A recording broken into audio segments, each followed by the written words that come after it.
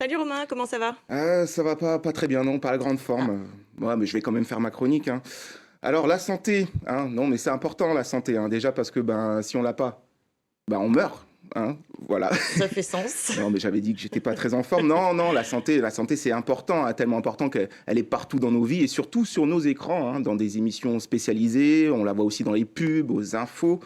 Si bien que ça peut vite faire mal à la tête, hein, hashtag Remember Covid qui nous avait bien cassé.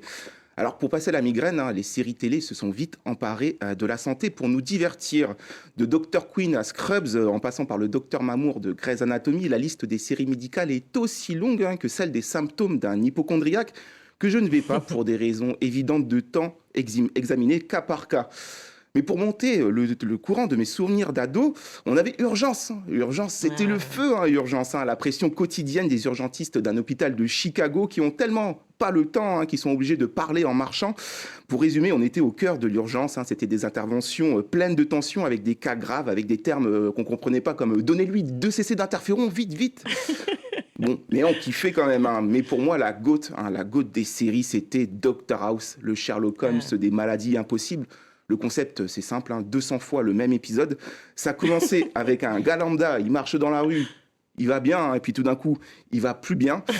Là, c'était le générique. Et puis ensuite, on a l'hôpital, et personne ne sait ce qu'il a, ce gars. Alors là, tu as le Doctor House et sa bande de médecins qui sont autour d'un tableau blanc pendant 45 minutes à essayer de trouver le diagnostic du mec. Et bon, ils évoquent pendant au moins 3 ou 4 fois l'éventualité que ça pourrait être un lupus.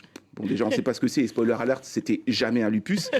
Et à la fin de l'épisode, le patient, il est au bord de la mort. Puis, à la dernière minute, en discutant avec son pote Wilson, hein, sur l'ineffable injustice de l'existence, House a une révélation, Mhm. hein. Alors, il se précipite aussi vite qu'il peut avec sa canne à travers l'hôpital pour arriver dans la salle d'opération en trombe et demander au patient s'il a utilisé du déodorant au phosphate d'alumine ces derniers jours. C'est vrai. Ce à quoi le patient lui répond la bouche pleine de sang. Oui, oui, oui. Pourquoi? Je sais ce qu'il a, dit Dr House, et ce n'est pas un lupus. Le patient est sauvé. Fin. Et voilà, et c'était ça tout le temps. Et moi, Bien résumé. j'adorais, ouais. Et puis là, dernièrement, il y a eu aussi le succès de The Good Doctor, hein. The Good Doctor, c'est le bon docteur, si on traduit. C'est bien?